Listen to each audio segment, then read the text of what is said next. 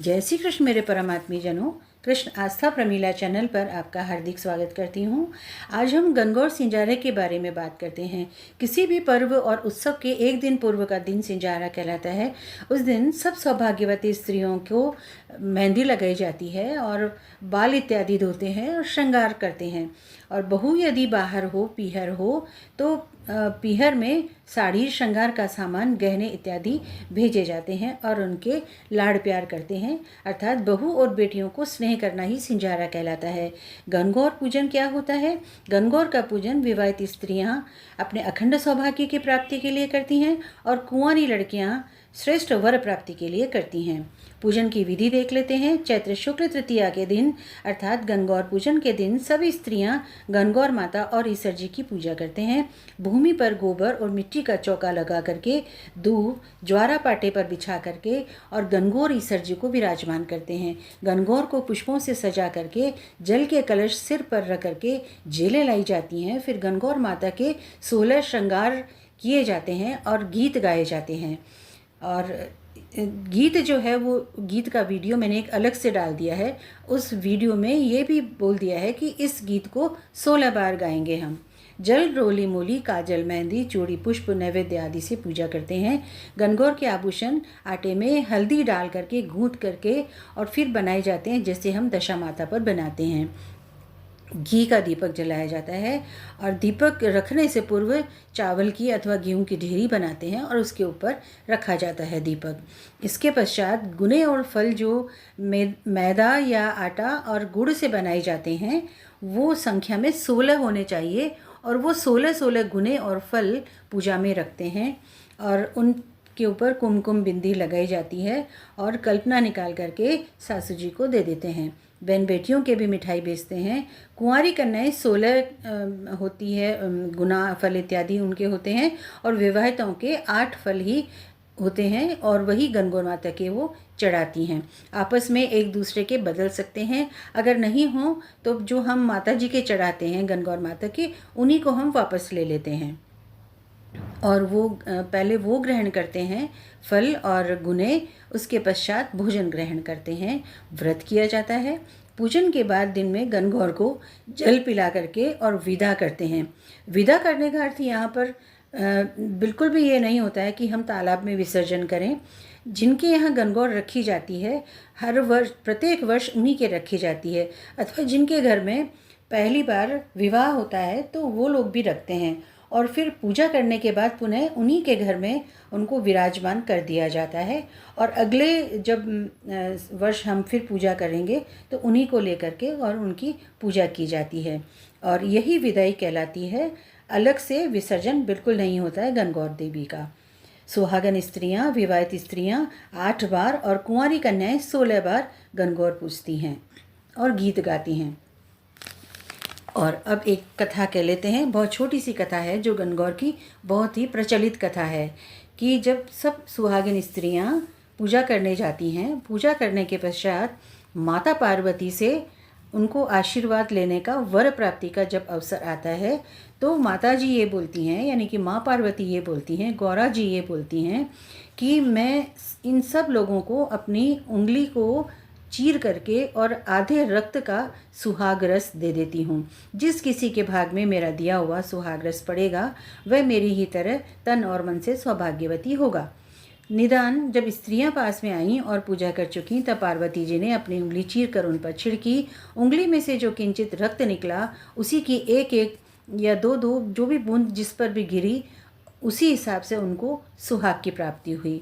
इस काम से निवृत्त होने के बाद पार्वती जी ने कहा भोलेनाथ से कि अब मुझे भी पूजा करनी है।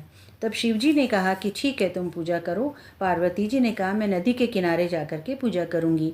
नदी के किनारे जाकर के उन्होंने स्नान किया, बालू के महादेव बनाए, पूजन करने लगी।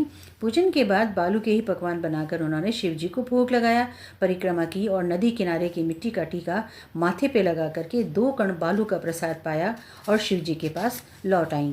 विधिवत षोडशोपचार पूजा करने के पश्चात पार्वती को नदी किनारे बहुत देर लग गई थी। शिवजी के समीप गईं तो उन्होंने कहा कि ये जो स्त्रियां पूजन करने आई थी उनको तो इतनी देर नहीं लगी, तुमने इतनी देर कैसे लगाई? इस पर पार्वती जी ने कहा कि वहाँ मेरे भाई भावज आदि मायके के परिवार के आ गए थे, इसी कारण देर हो गई। शिवजी ने पूछा, तुमने पूजन के बाद क्या प्रसाद चढ़ाया और स्वयं क्या पाया? तो पार्वती जी ने कहा कि हमारे भावजों ने हमको दूध भात खिलाया, उसे खाकर चली आ रही हूँ। तब शिवजी ने कहा, पर तुमको ऐसा न चाहिए कि हमें छोड़ करके अकेले ही भाई भोजे के यहाँ भोजन कराओ, हम भी दूध भात का भोजन करेंगे। पार्वती जी ने कहा कि आज तो दूध भात का समय निकल गया है, परंतु शिवजी ने एक न मानी। उन्होंने भोजन नहीं मिलेगा तो न सही, अपने साले सरहजों से तो मिल लेंगे, ऐसा बोले। तब शिव जी उठ करके चलने लगे तो पार्वती जी ने बड़े असमंजस में जो है सोचा कि अब मैं गांव और बस्ती तो है नहीं, तो क्या करूंगी, मैंने तो यूं ही बोला था भोलेनाथ से। फिर उन्होंने शिव जी का ध्यान धर करके प्रार्थना की कि यदि मैं आपकी अनन्य दासी हूँ तो तुम इस समय मेरी लज्जा रखो। ऐसा संकल्प करके वे शिव जी के पीछे पीछे चलने लगी। थोड़ी दूर ही चले होंगे कि नदी किनारे सुंदर माया के महल दिखाई दिए। महलों के अंदर गए तो वहाँ शिव जी के साले और सरहज सभी परिवार के लोग मौजूद थे। उन्होंने बहन बहनोइयों का बड़े प्रेम से स्वागत किया। 2 दिन अच्छी तरह से मेहमानदारी होती रही। तीसरे दिन सवेरे पार्वती जी ने कहा कि बस मेहमानदारी की अवधि हो चुकी है, अब हमें चलना चाहिए। परंतु शिव जी ने कहा अभी मेरा यहाँ से जाने का मन नहीं। बहुत वाद विवाद के पश्चात पार्वती जी रूठ कर चल दी। तब तो शिव जी को भी उनका साथ देना पड़ा। आगे शिव जी और पीछे पीछे पार्वती जी और उनके पीछे नारद जी। तीनों यात्री चलते चलते बहुत दूर निकल आए। संध्या होने का समय आया तब शिव जी बोले कि पार्वती, मैं तुम्हारे मायके में अपनी माला भूल आया हूँ, उसके लाने का क्या उपाय है? पार्वती जी ने कहा, मैं खुद जाकर के माला ले आती हूँ। तब शिव जी ने कहा कि तुम इतनी दूर अकेली कैसे जाओगी, हम तुम्हारे साथ चलेंगे। पार्वती ने इस बात पर आपत्ति उठाई। तब नारद जी ने कहा कि आप लोग इसी तरह यहीं बैठे रहिए, मैं माला लेकर के आ जाता हूँ। इस पर पार्वती जी को भी संकोच हुआ और उन्होंने सोचा कि नारद तो एक मस्करा है और हमारी और भी फजीहत करेगा, परंतु करें तो क्या करें। शिव जी के डर से कुछ बोल न सकी। नारद माया के महलों की तरफ चल दिए। नारद ने उक्त स्थान पर जाकर देखा तो वहाँ न तो महल था, न मकान था, न मनुष्य के रहने का निशान था। घोर सघन जंगल में असंख्य हिंसक पशु फिर रहे थे। महान अंधकार छाया हुआ था, बादल उमड़े हुए थे, बिजली चमक रही थी। नारद अंधकार में भूलते भटकते फिर रहे थे। इतने में बिजली चमकी और शिवजी की माला उनको एक वट वृक्ष की शाखा में टकी दिखाई दी। नारद जी ने माला को लेकर वहां से रवाना हो गए और शिवजी के पास आकर के बोले, आप धन्य हैं प्रभु और आपकी गौरा रानी भी। आज आपने तो मेरे प्राण ही ले लिए होते। वहाँ न कोई महल है, न मनुष्य है। घोर वन में ये माला वट वृक्ष पर टंकी हुई थी। अब मेरी समझ में आया कि यह सब इन्हीं की माया थी। तब शिवजी ने हंसते हुए कहा पार्वती जी को कि क्यों अब भी तुम नहीं मानती? स्त्री चरित्र की माया का विस्तार किए बिना तुम्हारा जी नहीं मानता। तुमने वृथा विचारे ब्रह्म ऋषि की परीक्षा ले ली और इसी कारण हम तुम्हें अपने साथ लेकर नहीं जाते। गौरा पार्वती ने विनती की कि हे प्रभु, यह सब आपकी कृपा का प्रभाव है। मैं किस योग्य हूँ जो नारद को भुला भटका सकूं? तब नारद जी ने शिव पार्वती दोनों को साष्टांग प्रणाम करके कहा कि माता, आप पतिव्रताओं में अग्रगण्य, सदैव सौभाग्यवती आदि शक्ति हैं। यह सब आपके पतिव्रत का प्रभाव है। जब स्त्रियां तुम्हारे नाम मात्र के स्मरण से अटल सौभाग्य प्राप्त करके पतिव्रत में लीन हो संसार की संपूर्ण सिद्धियों को बना और मिटा सकती हैं, तब आपके लिए यह कोई बड़ी बात नहीं है। अनंत मंगल कामनाओं से मिलते हैं अगले वीडियो में। तब तक ले आप सभी को जय श्री कृष्णा।